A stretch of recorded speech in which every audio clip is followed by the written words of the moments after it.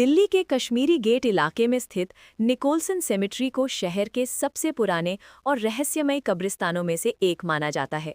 19वीं सदी में बना ये कब्रिस्तान ब्रिटिश सैनिकों और अधिकारियों की कब्रों से भरा हुआ है। दिन के समय ये जगह शांत और ऐतिहासिक लगती है, लेकिन जैसे ही रात होती है, यहाँ का माहौल पूरी तरह बदल जाता है। कहा जाता है कि इस कब्रिस्तान में कई बार अजीब घटनाएं देखी गई हैं। वहां तैनात गार्ड्स और आसपास के लोगों ने दावा किया है कि उन्होंने रात के समय सफेद कपड़ों में एक साया घूमते हुए देखा है। कुछ लोगों ने तो ये भी कहा कि जैसे ही वे उस साये के करीब पहुंचे, वो अचानक गायब हो गया। एक कहानी के अनुसार एक रात एक गार्ड अपनी ड्यूटी पर था। करीब आधी रात को उसे किसी के कदमों की आवाज सुनाई दी। उसने सोचा कि शायद कोई घुसपैठिया होगा, लेकिन जब उसने टॉर्च चलाई तो उसे कुछ भी नजर नहीं आया। जैसे ही उसने पीछे मुड़कर देखा, उसे एक धुंधली आकृति दिखी, मानो कोई पुराना ब्रिटिश सैनिक हो जो धीरे धीरे उसकी ओर बढ़ रहा था। गार्ड डर के मारे वहीं जड़ हो गया।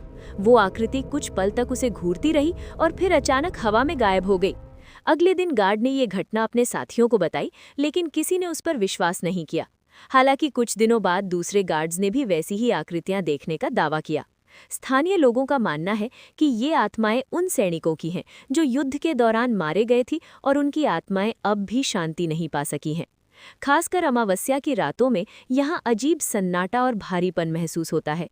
आज भी निकोलसन सेमेट्री के पास से गुजरने वाले लोग रात के समय वहां रुकने से बचते हैं। कुछ लोग इसे सिर्फ अफवाह मानते हैं, लेकिन जो लोग वहां रात में गए हैं वे कहते हैं कि वहां कुछ तो अजीब जरूर है। क्या आप कभी इस जगह पर रात में जाने की हिम्मत करेंगे?